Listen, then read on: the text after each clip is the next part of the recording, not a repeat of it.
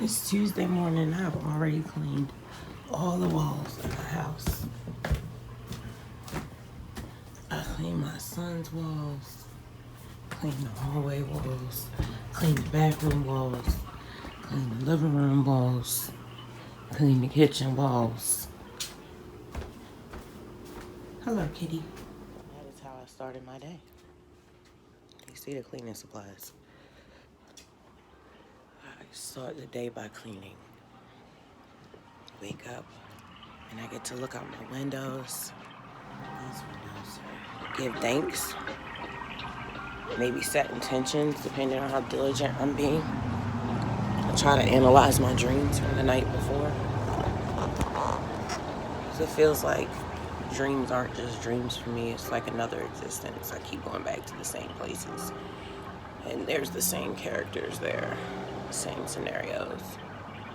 So it's like having a second existence for real. I'm waiting on a phone call that I'm supposed to receive between 9 and 11 a.m. about my benefits because of my bipolar. And then I have to meet with my lawyer, my disability lawyer, my new disability lawyer. And I'm looking at my calendar, 11:30, and it's right down the street. And it's also across the street from the bodega that I want to get the aloe vera from because I'm going to make my first attempt at making my own leave-in conditioner using aloe vera and coconut oil, I believe, and rosemary castor oil. Yeah, I'm excited about that. And then I'm gonna move on to this whipped shea butter because I started twisting my son's hair the other day. I didn't even know I could do that, and his hair reacted really well to being moisturized first with water and then using shea butter as a twisting butter. So I'm gonna make a whipped shea butter coconut oil mix, and I'm very excited. I have these cool little containers. I'm gonna show you. Hold on.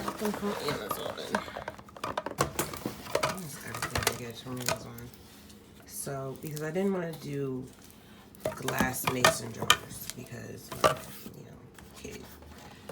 You see right there, I've got my sea moss. Hello, Isis. What I originally bought those containers for was to make sea moss gel for us to ingest, like mix it with applesauce or with our smoothies or however. But then Raja reminded me that we can put sea moss in our hair products as well. But you can also just straight eat sea moss like a supplement. But I bought it once before, but I bought it as a gel. But this time I bought the dried version and learned how to process it myself. So I'm excited about that. I'm very excited about switching over to natural products. I'm looking forward to having more clarity. I feel like we've gotten so used to living with whatever happens to our bodies when we ingest all these chemicals because we've done it since we were kids, so we're used to it. But I feel like once we stop, the benefits will be obvious. I feel like we'll be less tired, our skin will be clearer, stuff like that. Because it's like you just get used to your skin breaking out, and you just get used to being dehydrated, and you just get used to being tired all the time. But it's like, yo, that's not like how you're supposed to be. Because I feel like I wouldn't even try to do drugs or drink coffee or do any of those things if my state was already balanced. Like, I would use drugs just so I could go out in public because my social anxiety was so bad, you feel me? So it was like, or to be like, I also use drugs to feel inspired because I was so depressed. I didn't feel anything but sadness, and I wanted to, like, find God for real. Like, I remember my kid asked me one time, my daughter asked me, she's like, why do you get high? Like, why do you use drugs? And I was like, my heart said to find God. So I had to tell her that my first instinct, which was probably the truth, was to say to find God. But then my brain came up with other excuses, like, So I keep it above my children when they ask me stuff.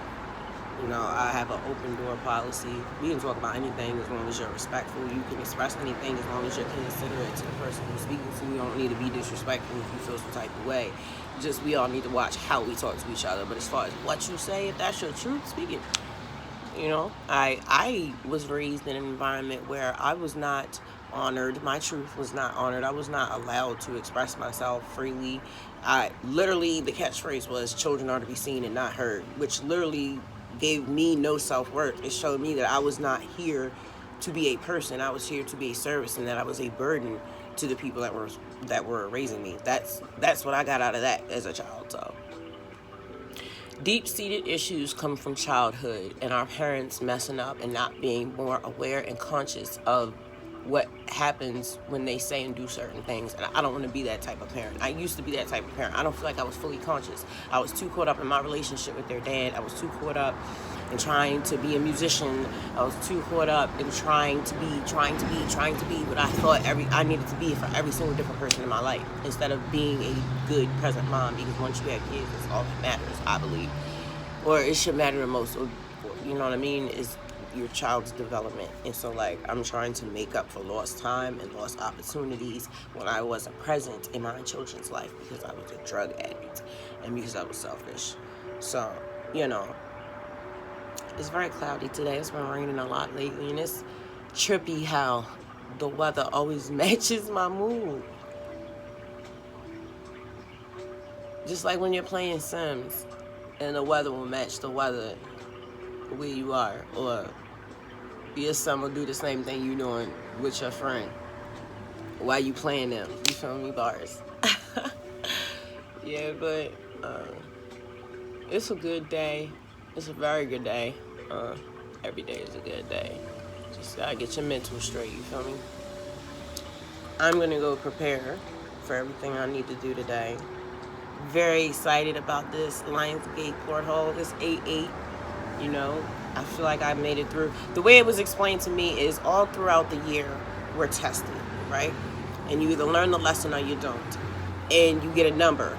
So at the end, based on the lesson that you did or did not learn, all throughout the year. So by the end of the year, all of your numbers add up to a code. And when the Lionsgate that happens every year comes, your code either allows you to walk through it or not. So I believed I walked through the porthole this year because I learned my lessons. I feel like I'm literally restarting my life low-key in the same situation, but with a different mentality, and it put me on a different path than I was before.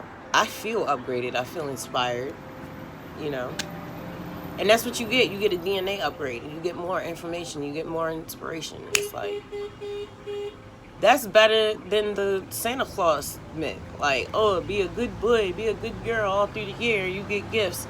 It's better to go through trials and tribulations and overcome them and change your mind frame and change your energy about the situation and change your mind state and change yourself. And then by the time the Lionsgate world comes around, you get to walk through it and you get an upgrade. This shit really like a video game. I'd rather have that in the forefront of my mind and be on my best behavior. You know, a little naughty, just a little bit.